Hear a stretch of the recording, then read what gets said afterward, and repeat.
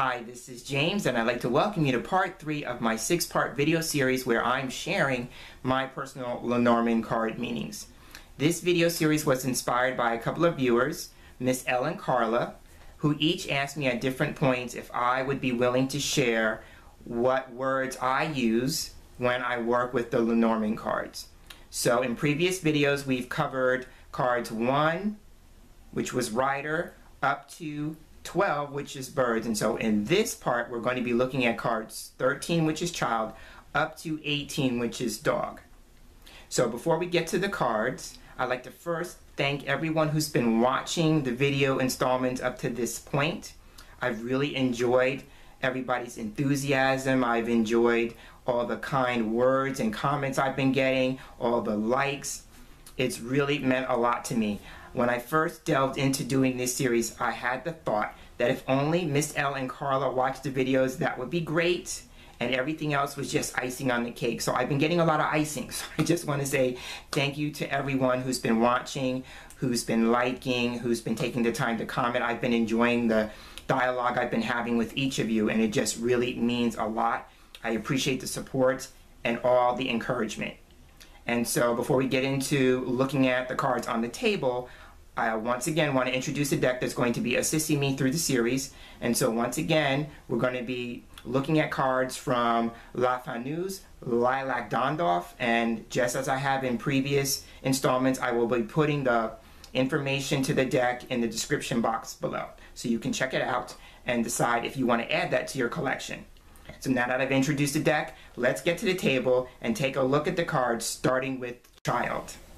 And here we are with card 13 in the deck, and that is child. And so for my keyword associations for child, I have an actual child, keeping with the idea that Lenormand is very literal. So a child, or a young person, a baby, or an infant. If I'm not talking about a person directly, then my keyword associations for child, my go-to ones, are something new, something that's beginning, or the start of something. And along those lines, if I was describing a person using some of those words, child would be a beginner or somebody who's a novice. In terms of size, child can represent something small or something little. And again, if we're describing a person, child could be someone who's naive or naivete, or someone who's innocent or innocence. And symbolically, I tend to look at children as like the future generation or potential for the future. So I have future or potential as another possible meaning for child. And then my last keyword association that I have for child is something that is simple or something that is requiring some form of simplicity. Right? If you remember, so some of these cards are like direct contrast. If you go with the idea that snake, which I talked about in the previous video, can represent complication, then child would represent something simple. You know, I tend to look at sometimes these cards are like contrasting pairs, and that's a pair that shows some form of contrast. So that's my keyword associations for child. And so now we'll move on to the next card in the line, which is fox. All right, and here we are with card 14, which is fox. So now I have some not so nice associations for fox, and then some more positive ones. So I'm going to run through my challenging associations first. And so for fox, in the challenging sense, fox can represent sly or cunning. It can represent manipulation or taking advantage of someone or something. This is a card where, when it comes up, can suggest a need for caution and to be aware or beware.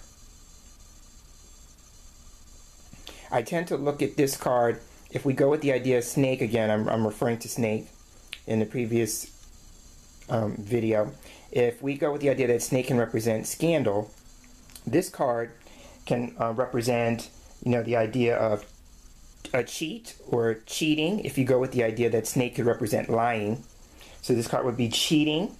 It can represent a con person or con man or person, or being conned.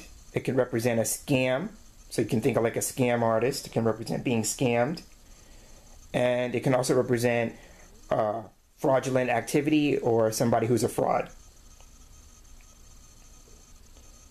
And then going along with those, on the more challenging sense, my immediate go-to keywords would be something bad, something wrong, or something that's a mistake.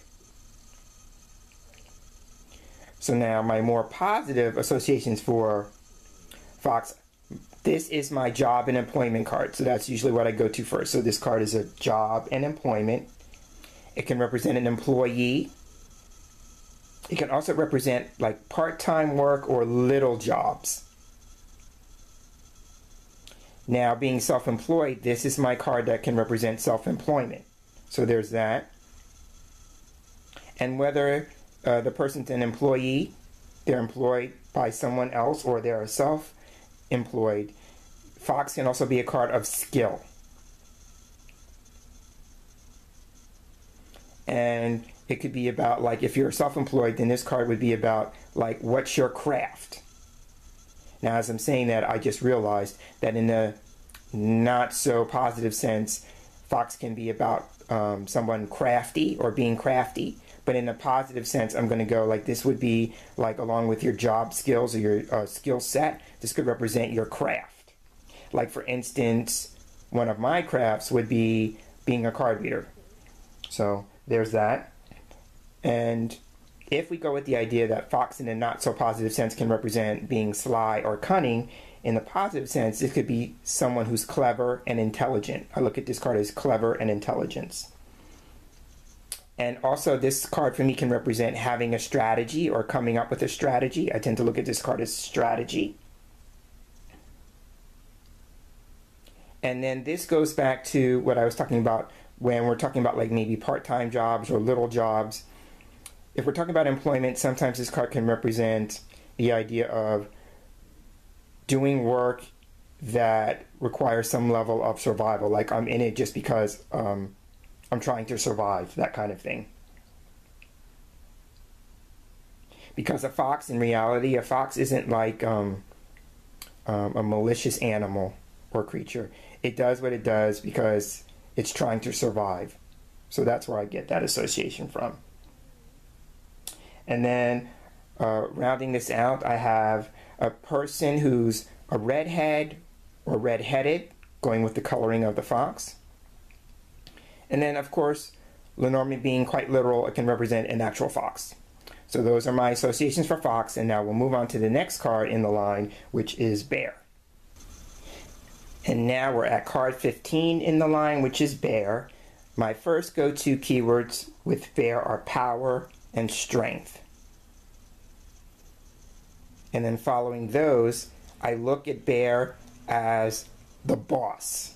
And so that could be a person who's a leader, a manager, a supervisor, some type of authority figure. So if you're doing a job reading, let's say, then fox, the card that's right here, the previous card, can represent an employee, and then bear could represent the supervisor, the manager that is above the employee. Bear for me is also a card of resources.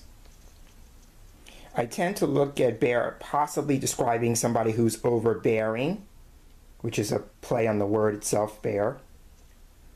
I have had this card come up when there are issues related to food and diet, so those are some of my other keyword associations with this card. If we're describing people or something in bear is a card that's the descriptor.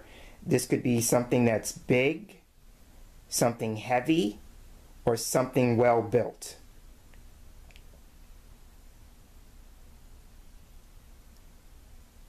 And then my final association for bear, keeping with the literal aspect of Lenormand, could represent an actual bear. And so now let's move on to the next card in the line, which is stars. All right, now we're at card 16, which is stars. And so some of my keyword associations for stars are hopes and wishes.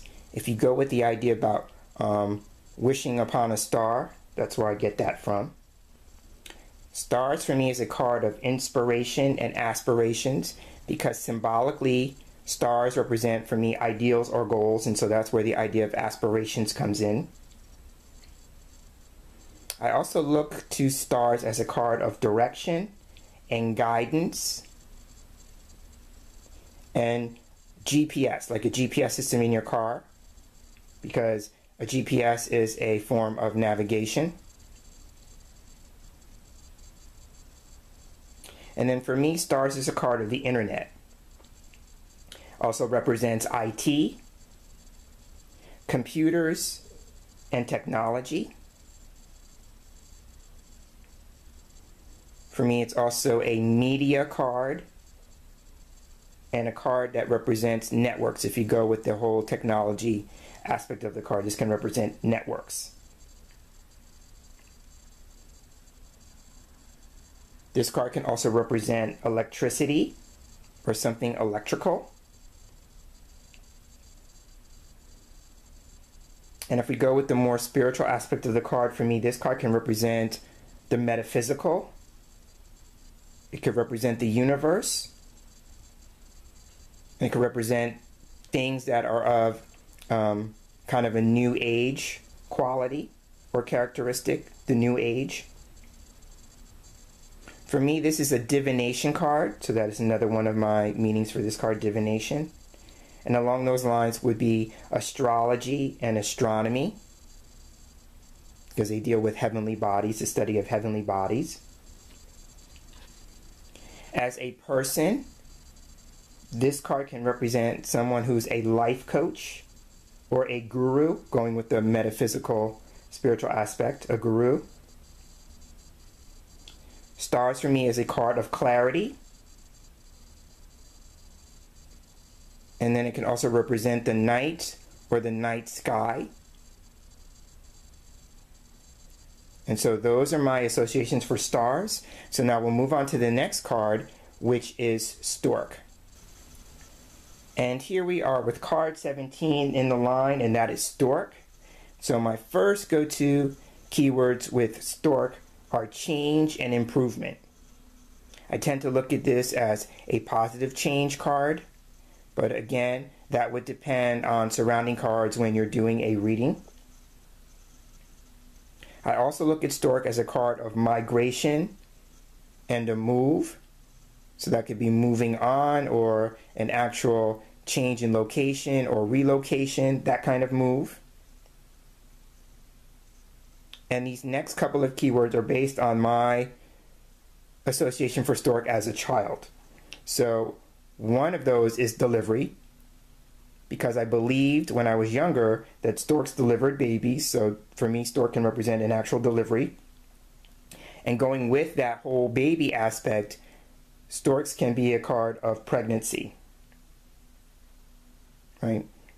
So now we have a face card here. So we have the Queen of Hearts. So for me, storks can represent a person, and with that, the Queen of Hearts could suggest a woman. The Suit of Hearts is usually tied to home and family type issues. So it could be someone who is either very caring, very nurturing, is actually a mother, or somebody who's like mom. Right? And as I'm talking about the Queen of Hearts, I realized there was another face card earlier on, and I did not talk about it, so I'll bring that card back in, which is kind of fitting because it is a child card, and we just talked about mom and home and family, and I talked about my childhood in terms of associations with Stork. And on the child card, we have the Jack of Spades, so I didn't want to leave that out. If you read with the playing cards, you want to incorporate that into your work with Lenormand, then this is another face or person card, right? And then my last association with storks, and that's keeping it literal, could be an actual stork or some other type of migrating bird. And so now that I've talked about Stork, we'll move on to the last card for this video installment, and that is dog. All right, and here we are with card 18, the last card for this video, and that is dog. So for me, when I think of dog, or a dog comes up in a reading, I automatically think of things like friend or friendship, partner or a partnership, or a companion. My other keyword associations are loyalty, trust, and being trustworthy, being faithful. I look at dog as help or support. When I'm doing work or career type readings and dog comes up, some of the careers I have with that are being a consultant or an advisor. If you go with any type of helping professions or where you play a supportive role, that kind of thing, I think of dog. And then dog can also represent an actual dog or some other type of domesticated pet or animal. And if you're doing same-sex readings, I talked about this with snake before, where a snake was the partner of a lesbian woman, then dog can be the partner of a gay man. So you have two cards you could pick from if you're doing a same-sex reading and your deck doesn't have an additional man card. Then you could either use rider as the other man or the partner of a gay man, or you can use dog. And then my last associations for dog are guide, if you go with the idea of a guide dog, or guardian, if you go with the idea of a dog that's like a protector. Right, so guide and guardian. And so on that note, I will end and wrap up part 3 of my Lenormand card meanings series. And so as I close, I'm James Himm Mitchell, and I want to thank you for taking the time and sharing the space here with me for this installment of our series. And in our next video together, we're going to be looking at cards 19 to 24, which is Tower to Heart. So until then, I'm hoping that you have a wonderful day and take care.